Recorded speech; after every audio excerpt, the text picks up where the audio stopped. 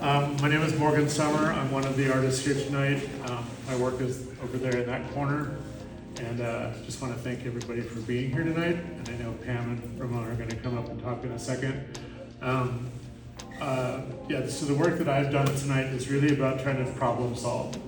I kind of create these rules in my head about trying to get a feeling out that I have, and each time I see the blank canvas, I'm really trying to get something out that I can't quite put words to.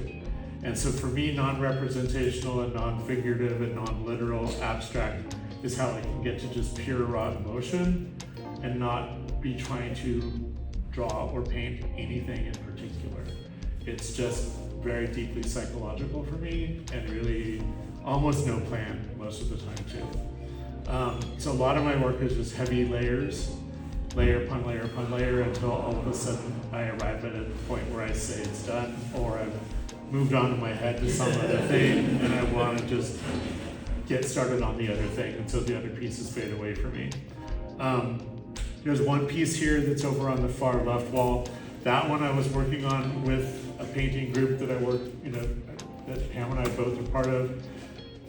And I was getting ready to do more stuff and I kind of had a plan, and all of a sudden I was interrupted and told to stop. So I stopped. And so most of the time I just keep going, but every once in a while I'll listen to other people's input. But for the most part, the layering for me is about memory, and it's about fragments of memory, and it's about fragments of personality, and how nothing's ever static and nothing's ever stable. And I'm trying to relate to that, fact of the universe. So that's it. Hi. My name's Ramon Fonseca. My art is the stuff on the walls over there. My art is, I have a background of poetry. So a lot of my art comes from that perspective.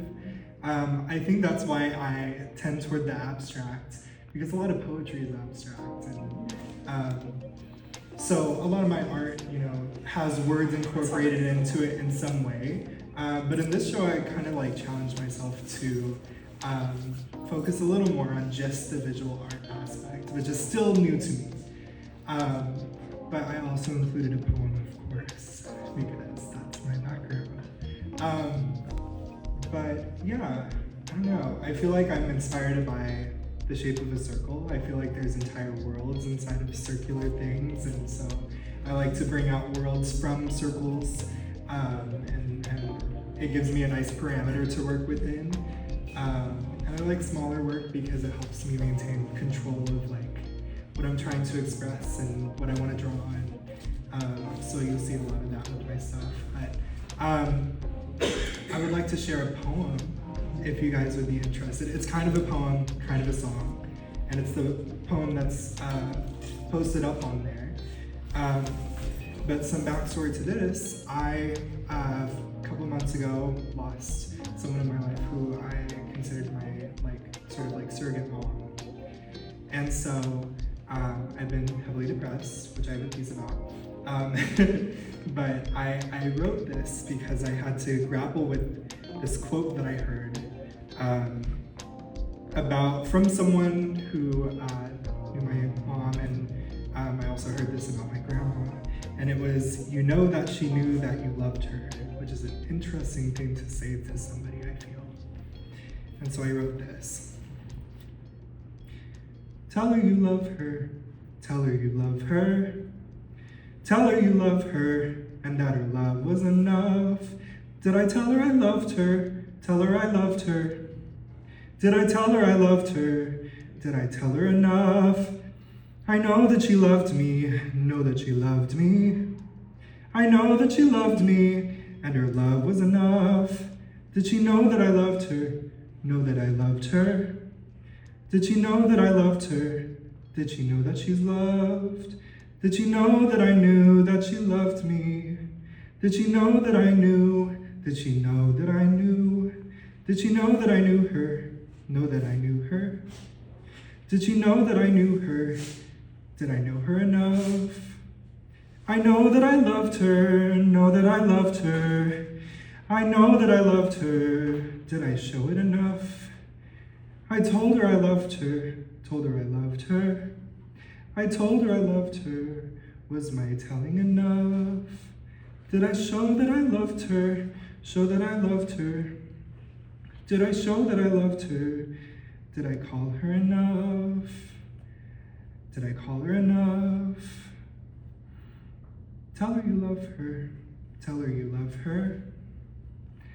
Tell her you love her, and that her love was enough. Thank you.